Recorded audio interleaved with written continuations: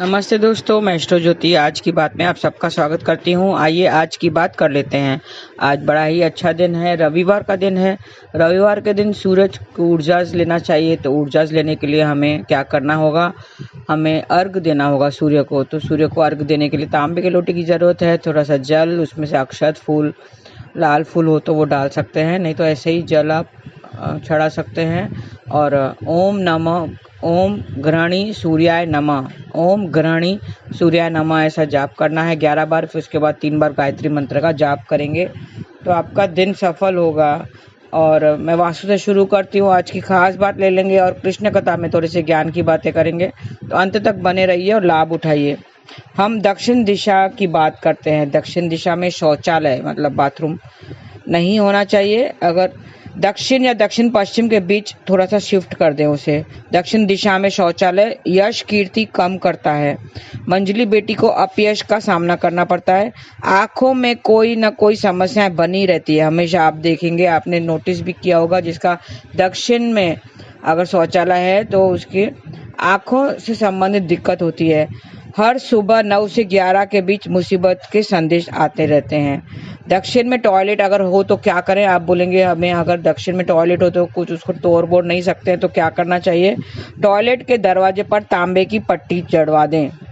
तो ये उपाय है, आप कर सकते हैं, तो आपको वास्तु दोष नहीं लगेगा। ये थी वास्तु की बातें। अब योग और तिथि की बात कर लेते हैं। दशमी तिथि आज सुबह 9:09 तक, फिर एकादशी तिथि लग गई है। आज देर रात 2:50 तक धनिष्ठा नक्षत्र रहेगा।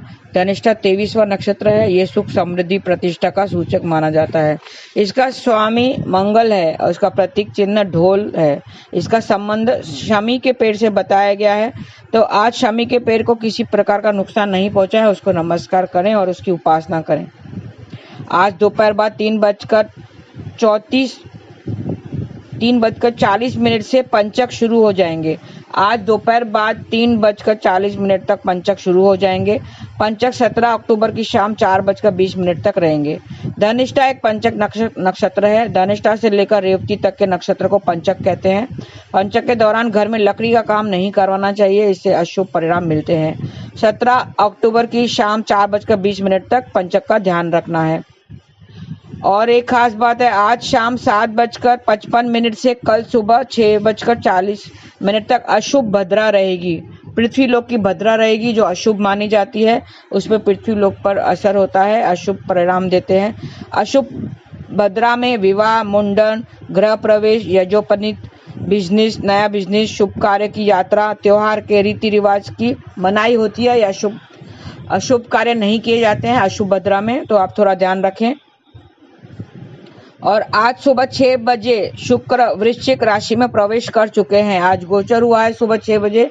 शुक्र का गोचर है। मैंने कई बार आपको पहले अपने वीडियो में बताया है कि शुक्र भोग विलास का कारक है, वो पत्नी का कारक भी होता है। किसी की अगर जन्म कुंडली में हो, शादी विवाह की बात हो, तो पुरुष की कुंडली में हम, लड़के की कुंडली में हम वीनस कहाँ बैठा हुआ है, शुक्र का कहाँ बैठा हुआ है, वो ध्यान करके हम उसके विवाहिक जीवन के बारे में बता सकते हैं। तो वो विवाहिक जीवन को प्रभावित करता है। कहीं ना कहीं सब राशियों पे इसका असर होगा। 6 नवंबर की देर रात 3:30 तक ये गोचर करता रहेगा। शुक्र एक स्त्री ग्रह है। शनि, बुध व केतु इसके मित्र हैं और सूर्य, चंद्र और राहु इससे शत्रु हैं। मंगल व गुरु इसके साथ सम है। मीन में ये उच्च राशि का होता है और कन्या में ये नीच का होता है। मतलब मीन राशि में अगर है जन्म कुंडली में तो ये अच्छा परिणाम देगा, और कन्या राशि में है अगर तो वो बुरा परिणाम देगा। तो हम राशि के अनुसार हम जान लेते हैं थोड़ा सा विस्तार में। आप समझ लीजिए आपकी राशि कौन सी है, उसके हिसाब से कौन से भाव में बैठा हुआ है, और वो थोड़े से उपाय भी मैं बता दूंगी, आप वो करिए तो आपको अशुभ परिणामों से आप बच सकेंगे। शुरू करते हैं हम मेष राशि। मेष राशि के लिए शुक्र आपके 8वें स्थान पर गोचर कर रहे हैं। आपकी सेहत बहुत ही अच्छी रहेगी। आप शारीरिक और मानसिक रूप से फिट रहेंगे। आपकी हर बात पत्थर की लकीर होगी। मंदिर में सिर झुकाएं, दान की हुई वस्तु नहीं लें। वृष राशि, शुक्र आपके 7वें स्थान पर गोचर करेंगे। जीवन साथी के साथ रिश्ते में कुछ अनबन होगी। आपको अपनी धन संपत्ति संभाल कर रखनी चाहिए। और नीला फूल आप नाली में बहा दें, ये आपका उपाय है, तो आप अशुभ परिणामों से बच सकेंगे। गंदे नाले में नीला फूल डालें।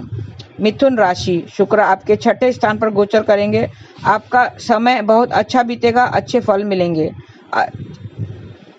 कार्यों में आपके दोस्तों का सहयोग भी मिलेगा।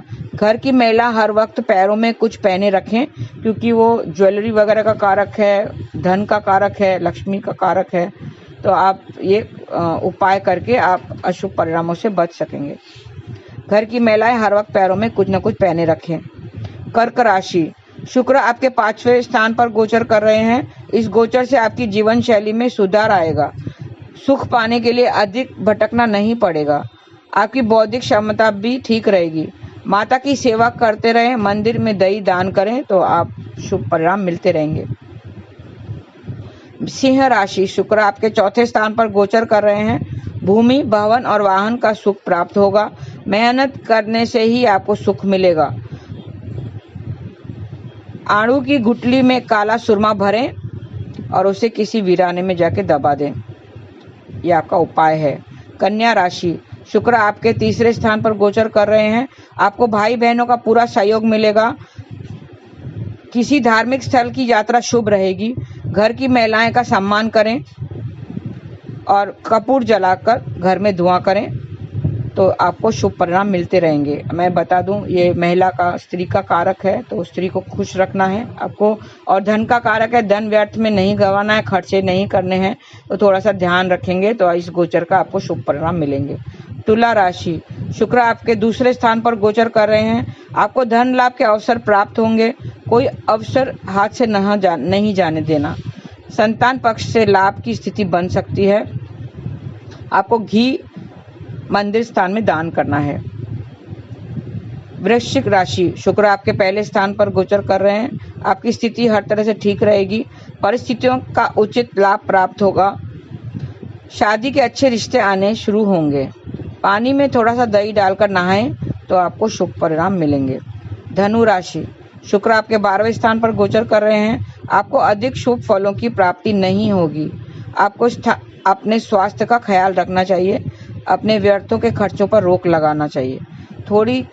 घर की थोड़ी सी धूल कहीं वीराने में जाके दबा दें, तो आपको अशुभ परिणामों से आप बच सकेंगे। मकर राशि, शुक्र आपके 11वें स्थान पर गोचर कर रहे हैं। इस गोचर से आपकी आर्थिक स्थिति अच्छी रहेगी। आपके बचपन की यादें फिर से ताज़ा हो जाएंगी। चमेली के तेल का दान करें, गाय की सेवा करते रहें, आपको शुभ परिणाम मिलेंगे। कुंभ राशि, शुक्र आपके 10वें स्थान पर गोचर कर रहे हैं। कैरियर में सफलता पाने के लिए कड़ी मेहनत करें। पिता के कैरियर की सफलता भी सुनिश्चित होगी। जीवन साथी की आंखों का खास ख्याल रखें। मंदिर में दही से बनी हुई चीज या दही का दान करें, तो आपको शुभ परिणाम मिलते रहेंगे। मीन राशि, शुक्र आपके 9वें स्थान पर गोचर कर रहे हैं। इस गोचर से आपके भाग्य में बढ़ोतरी होगी। आपकी बौद्धिक क्षमता में बढ़ोतरी होगी। किसी धार्मिक स्थल की यात्रा पर जाएंगे। कच्ची जगह पर जमीन में थोड़ा सा शहद दबा दें, तो आपको शुभ परिणाम मिलेंगे। तो ये थी 12 राशियों का, मैंने बता दिया कौन से भाव में वो गोचर कर रहे हैं, और उसका थोड़े से उपाय भी बता दिए हैं। आप करिए, हर कोई ये उपाय कर सकता है। दही से कनेक्टेड, वाइट चीज़ों से कनेक्टेड रहना है। शुक्रवार को आप दान करना है, दही आप मंदिर स्थल में दान कर सकते हैं। और अपने पत्नी से अगर रिश्ता अगर अच्छा बनाना है, तो शुक्रवार के दिन वेनिला आइसक्रीम घर में जरूर लाएं और खिलाएं और उनको खुश करें। और सब महिलाओं का सम्मान करना है। और धन, मैंने बताया था, धन का आदर सहित आपको खर्च करना है। ज़्यादा खर्चा नहीं करना है, क्योंकि इस गोचर से आपको जो है बुरे परिणाम से बचने के लिए आपको ये थोड़ी सावधानी बरतनी पड़ेगी। आइए अब कृष्ण कथा में थोड़े से हम ज्ञान की बातें कर लेते हैं।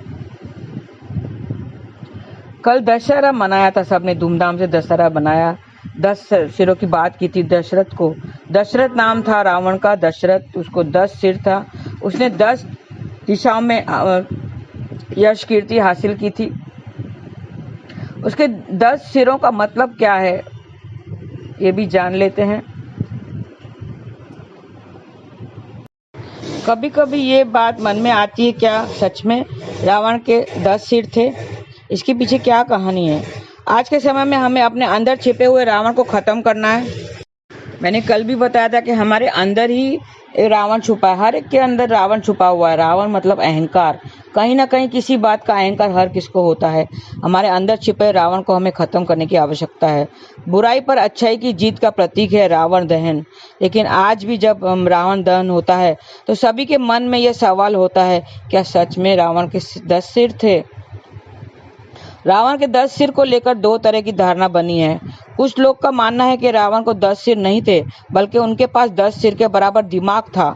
तो वहीं कुछ लोग का मानना है कि रावण 6 दर्शन और 4 वेदों के ज्ञाता थे, इसके लिए उनके 10 सिर थे।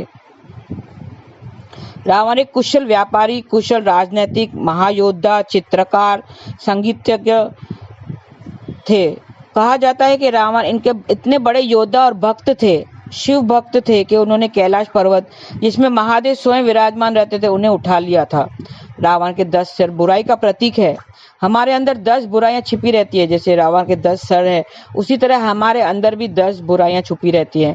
इस 10 सिर के अलग अलग मतलब है, जैसे काम, क्रोध, लोभ, मोह, द्वेष, घृणा, पक्षपात, अहंकार, अभिचार और धोखा। ये सब रावण के 10 सिर का अर्थ है। रावण को उसके 10 सरों ने के कारण भी दशानन का नाम से जाना जाता था। रावण का असली नाम दशग्रीव था। दशग्रीव।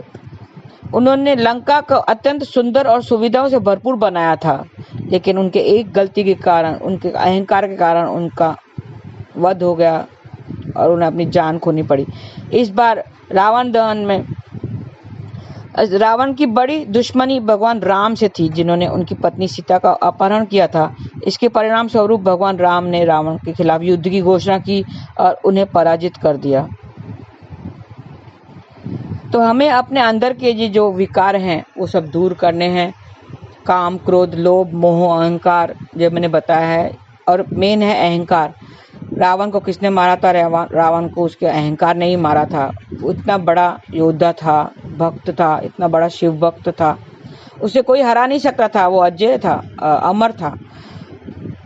फिर भी उसके एक गलती के कारण, अहंकार के कारण, उसको अपनी जान गंवानी पड़ी। तो हमें भी अपने अंदर के रावण को मिटाना है। कल भी मैंने बताया था कि हमारे सबके अंदर कहीं ना कहीं कोई ना कोई विकार होता ही है। किसी को काम मतलब कामना, मतलब डिजायर्स, काम, क्रोध, लोभ, मोह, अहंकार, ईर्ष्या, घृणा, एक कहीं ना कहीं सबको होता है। तो हमें इस सब अंदर से अपने विकारों को दूर करना है, हमें उसको खत्म करना है। कल के दिन ही हमें रोज ही ये कोशिश करनी है, शुरू होते ही हमें ध्यान देना है कि हम अपना अहंकार को खत्म करने के लिए सुबह सुबह उठ के हम नाम जाप करें, हरे कृष्ण कृष्ण कृष्ण हरे हरे, हरे राम राम राम हरे हरे। अगर ये प्रतिक्रिया, ये जो नाम जाप है आपने रोज किया है, रोज हमें अंदर के रावण को खत्म करना है, रोज एक न एक विकार को खत्म करना है, ताकि हमारा जीवन सरल हो सके और हम अंत में मोक्ष की प्राप्ति हो। तो आज के लिए बस इतना ही। धन्यवाद। आपका दिन शुभ रहे। हरे कृष्ण।